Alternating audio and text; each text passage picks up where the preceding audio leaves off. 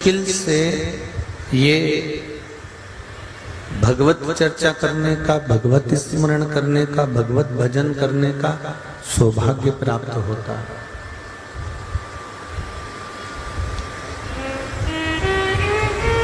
वो भी यदि हमारे कर्म ठीक हैं तो हमको मिलेगा, नहीं तो बड़ा मुश्किल है। हम पहले भी कथा में कहे, आज फिर कहते हैं कि प्रत्येक जन्म में पत्नी मिल जाएगी, प्रत्येक जन्म में पुत्र मिल जाएगा, पुत्री मिल जाएगी, प्रत्येक जन्म में रहने के लिए स्थान मिल जाएगा, प्रत्येक जन्म में भोजन मिल जाएगा। पर 84 लाख योनियों में प्रत्येक जन्म में आपको घर, पत्नी, पति, बच्चे, परिवार, भोजन, पानी, ये सब कुछ मिलेगा। पर प्रत्येक जन्म में शिव महापुराण की कथा नहीं मिलेगी, ये केवल एक मनुष्य जन्म में ही मिलेगी।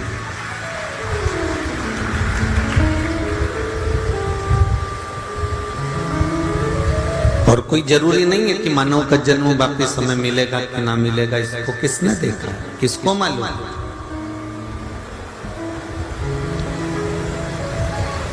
प्रत्येक जन्म में पत्नी मिलेगी, बच्चे मिलेंगे, कुटुंब मिलेगा, कबीला मिलेगा, नाते रिश्ते सब कुछ प्राप्त होंगे।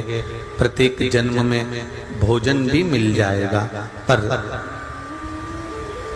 प्रत्येक जन्म में शिव महापुराण की कथा, राम कथा, कृष्ण कथा, भगवान का भजन, ये प्रत्येक जन्म में नहीं मिलने वाला।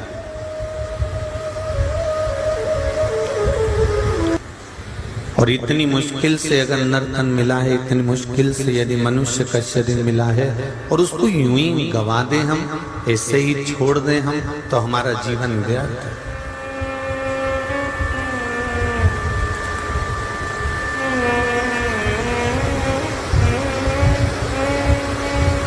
कितनी बेचैनी होती है जब हमारे मोबाइल में नेटवर्क नहीं आता। बोलो जी जी सही है कि गलत है?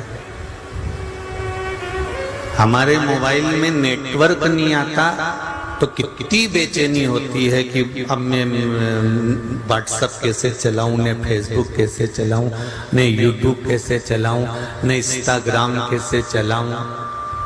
कितनी बेचैनी। 2 बार तो मोबाइल बंद चालू करके देख लिया, ये चल क्यों नहीं दिया? तो किसी ने कहा बैलेंस नहीं होगा। नहीं, बैलेंस तो है। तो उसने कहा कि एक काम करो कि वो नेटवर्क दूसरी जगह चेंज करके देखो। तो उसमें 3-4 ऑप्शंस रहते हैं कि इस पे क्लिक करा तो इस वाले ये BSNL से जुड़ गया, कि जियो से जुड़ गया, कि इससे जुड़ गया, कि उससे जुड़ गया। उसने 3-4 जगह उसको जोड़ने का प्रयास किया।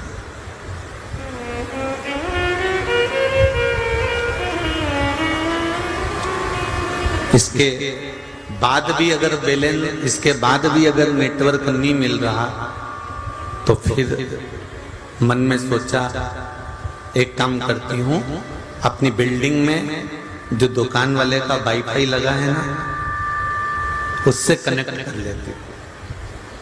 और बिल्डिंग में दुकान वाले का वाईफाई लगा था, उससे कनेक्ट कर लिया। परंतु वो कनेक्ट कर तो लिया, अगर तुम्हारे मोबाइल में नेटवर्क आ रहा होता तो तुम मोबाइल कहीं पे भी लेके चले जाओ, तुम्हारा नेटवर्क रहता तो तुम व्हाट्सएप चला सकते थे। बोलो जी जी सही है? तुम फेसबुक, यूट्यूब चला सकते थे।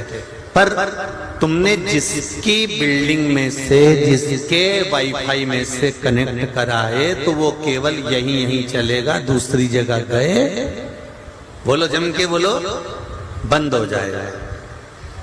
इसलिए अपने मोबाइल का नेटवर्क पूरा मिलना चाहिए। और मोबाइल का नेटवर्क के लिए सबसे मूल है कि आपका मोबाइल सही तरह से कनेक्ट हुआ कि नहीं हुआ, वो मोबाइल में देखना पड़ेगा। कई बार फंक्शन गड़बड़ हो जाते हैं, ऐसा होता है।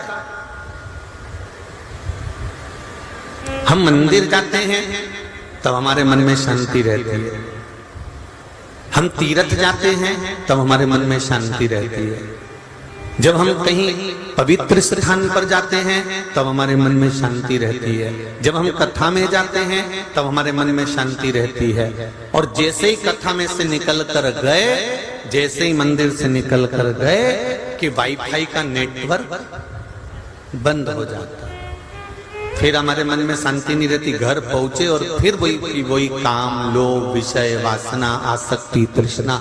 जब तक कथा में बैठे हो ना, तब तक तो ऐसा लगेगा बिल्कुल सीवर वाला महाराज बिल्कुल बेचारा कितना सही बोल रही है, एकदम जोरदार बोल रही है, बिल्कुल सही बोल रहा है। और जैसे ही यहाँ से निकले चप्पल पहन के, अब महाराज का तो काम ही यही है, वाईफाई गया। जो कनेक्ट करा था ना स्टेशन पे, जो कनेक्ट करा था तुमने बिल्डिंग पे से, जो कनेक्ट करा था दूसरे के वाईफाई से, वो वाईफाई का कनेक्शन कट गया और मोबाइल बंद हो गया। फिर घर पहुंचे, फिर विचार करा कि अब मैं मेरा वाला मोबाइल देखती हूँ, और फिर खुद के भीतर का मोबाइल छाटना चालू करा तो विचार करा नेटवर्क नहीं आ रहा, नेटवर्क नहीं आ रहा, नेटवर्क नहीं आ रहा। कभी कभी नेटवर्क आ जाता है एकदम, तो 2-4 मैसेज तो खुल जाते हैं। कभी कभी एकदम नेटवर्क आ जाता है, मैंने गलत काम कर रही थी, कोई झूठ बोल रही थी, इतनी देर में नेटवर्क आ गया और आते से जैसे पकड़ते से इसके मन में आया, नीरे सीवर वाला महाराज ने बोला था ऐसा नहीं करना, अपने को ऐसा नहीं करना, और बता के और नेटवर्क गायब तुरंत।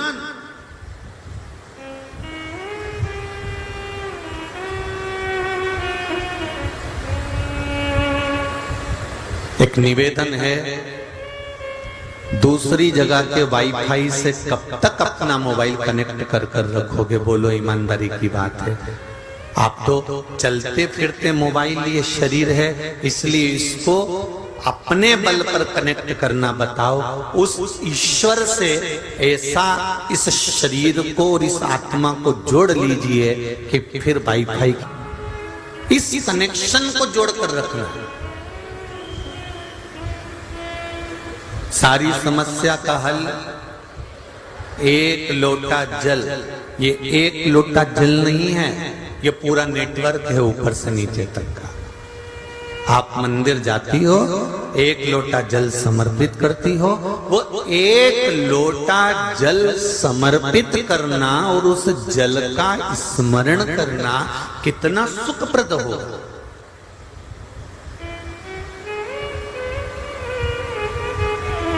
कितना सुखप्रद।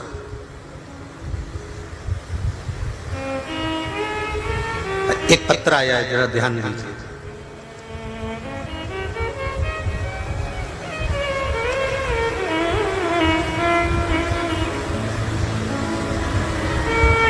एक तो बाहर से जितने लोग पत्र भेजते हैं, कोई हरियाणा से, पंजाब से, गुजरात से, राजस्थान से, इन सबसे निवेदन है कि यहीं पे इतने सारे पत्र हो जाते हैं, तुम्हारे पत्र मत भेजा करो, कृपया निवेदन है। आपके क्षेत्र में जब कथा हो तो इन पत्रों को हम जरूर पढ़ा इनको, ऐसा नहीं। और बहुत सारे जो बाहर से पत्र आए हैं उनका भी स्मरणों पर निवेदन है। यहीं का तो इतना सारा ढेर लगा है, तुम खुद देख लो, ये रहा। अब इतना सारा इनका पढ़ूं कि तुम्हारा पढ़ूं, ये बताओ। तो निवेदन है कि बाद में अगर आपका पत्र नहीं पढ़ेंगे तो आपको बुरा लगेगा, इसलिए निवेदन है कि यहीं के जहां कथा होती है वहीं के इतने सारे पत्र इकट्ठे हो जाते हैं, तो आप अपने अपने पत्र जो बाहर से उत्तरांचल, हिमाचल, यूपी, गुजरात, हरियाणा, आसाम, जगह जगह से, उड़ीसा, सब दूर से पत्र भेजते हो तो थोड़ा ध्यान रखिएगा। श्री शिवाय दिन के अंदर गठान कर गई, इसलिए हम बाबा को प्रणाम करने के लिए आए। श्री शिवाय नमस्तुभ्यम। ये शंकर है। ओ घड़ी, बच्चे का फोटो भी दिया। आप लोग आस्था चैनल के माध्यम से, फेसबुक, यूट्यूब के माध्यम से देख सकते हैं। अंदर भी बच्चे का फोटो है।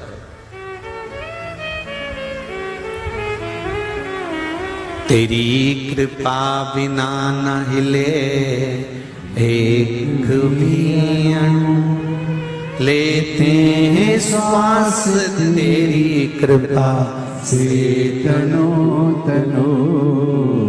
हे गंगाधार मुक्ति द्वार ओंकार तू, भूले ओंकार तू।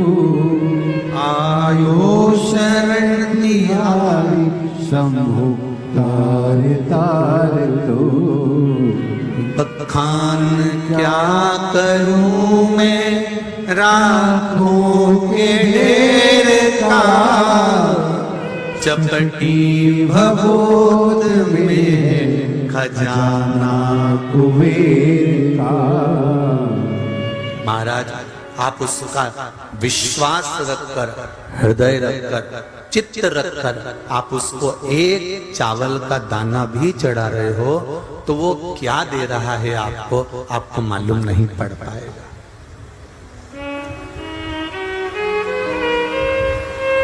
एक बात कहना चाहूंगा, यहाँ जितने लोग कथा सुनने के लिए बैठे हैं और जितने आस्था चैनल पर सुन रहे हैं, जितने फेसबुक यूट्यूब पर सुन रहे हैं, जितने इस हिंगोली की मंडी के प्रत्येक प्रांगण के अंदर बैठकर कथा सुन रहे हैं, ये ऐसे ही कथा सुनने नहीं आ गए। इनको ना निमंत्रण भेजा है, ना चावल भेजा है, ना कोई ने जाकर अनाउंस करा है, ना किसी ने जाकर इनको पत्रिका दी है। पर ये कथा सुनने क्यों आए हैं? इन्होंने एक ना एक बार भगवान शंकर से कुछ ना कुछ जरूर कहा होगा और बाबा ने जरूर दिया होगा, इसलिए यहाँ पहुंचे। ये निश्चित है, ये निश्चित था।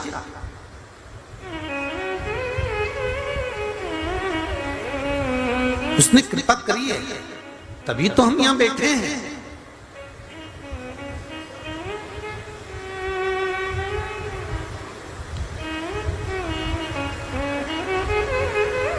डेढ़ लाख 2 लाख लोग प्रतिदिन मोबाइल पर ऑनलाइन कथा श्रवण कर रहे हैं, जरा देखिएगा आप।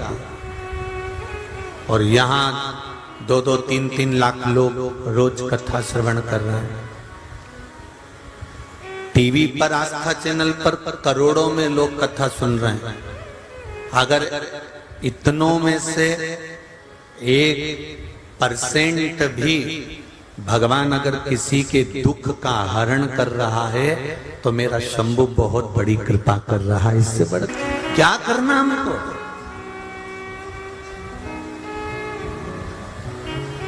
बस कर्म श्रेष्ठ होना चाहिए। अगर आपका और हमारा कर्म श्रेष्ठ है, कर्म अगर सही है, कर्म पे तो व्यक्ति को जाता है। परशुराम भगवान भी ब्राह्मण थे और रावण भी ब्राह्मण था।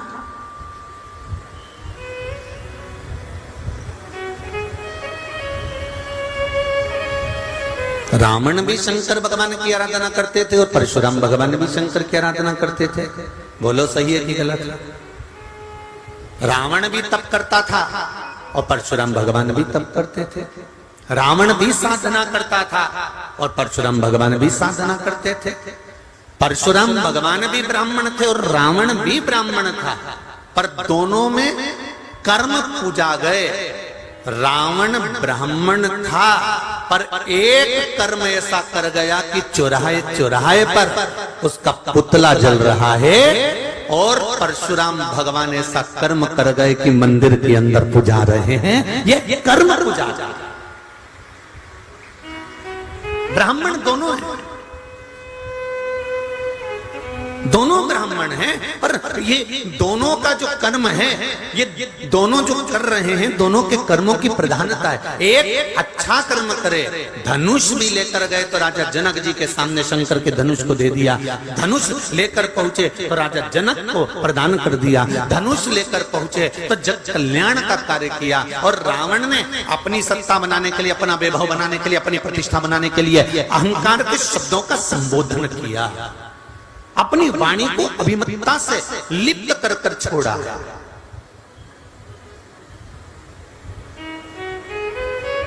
मत बुरे कर्म कर बंदे वरना पछताएगा। भगवान की आंखों से तू बच नहीं पाएगा, तू बच नहीं पाएगा। कोई जरूरी नहीं कि आप बहुत ऊंचे ओहदे पर बैठे हो तो आपका कर्म बुरा नहीं होगा। हो सकता है कि संसार में ऐसे कई लोग जन्म लेते हैं जिनका कर्म बुरा कर लेते हैं।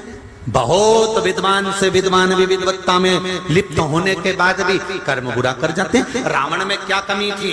सब कुछ था, सोने की लंका थी, मंदोदरी साथ थी, भरा पूरा परिवार था, कुटुंब कबीला था, शिव का उपासक था, शंकर की आराधना करता था, जिसके ससुर जिसके पिता स्वयं भगवान शंकर के यहाँ पर यजमान पांडित्य कर्म करते हो, ऐसे विद्वान रावण का कर्म बिगड़ जाना ये सोचने वाली बात है कि क्यों, किस कारण से। जब व्यक्ति का अभिमान, व्यक्ति का अहंकार, व्यक्ति की अभिमत्ता, व्यक्ति की अकड़, व्यक्ति का अहम जब सामने आ जाता है तो उसका करा घरा सारा की सारा कर्म बेकार हो जाता है। ये समझना है हमको कि हमारी वाणी में, हमारे व्यवहार में, हमारी विद्वत्ता में कहीं अहम प्रवेश तो नहीं कर गए, कहीं अहंकार प्रवेश तो नहीं कर गए।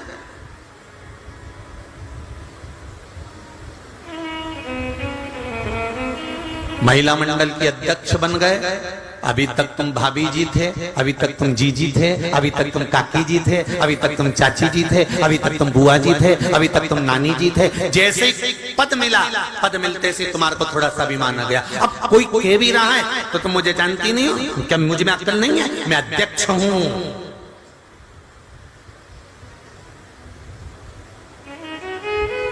क्या मुझ में विद्वत्ता नहीं है? रावण को प्रत्येक मंदोदरी ने समझाया, स्वामी सीता को वापस दे दो, इस लंका को बचा लो। रावण कहता है तो मुझे जानती नहीं है, अभी मैं कितना विद्वान, सारे ग्रह मैंने बंधन करके रख रखे और तू मुझे समझाने चलती।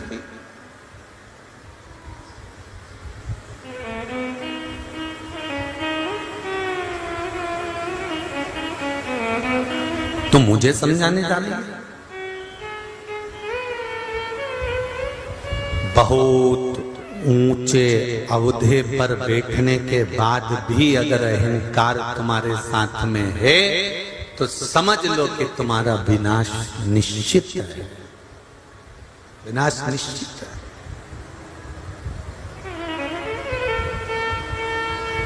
कितना विद्वान था क्रौंच गंधर्व,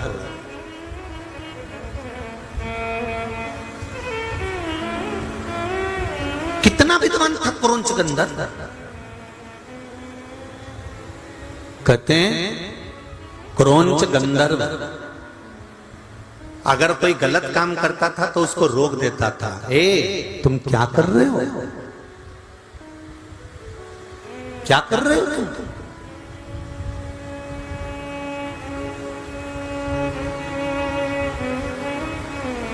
कोई गलत मार्ग पर जाता था तो क्रौंच गंधर्व रोक देता था। कहां जा रहे हो तुम? ये गलत संगत की ओर नहीं जाना,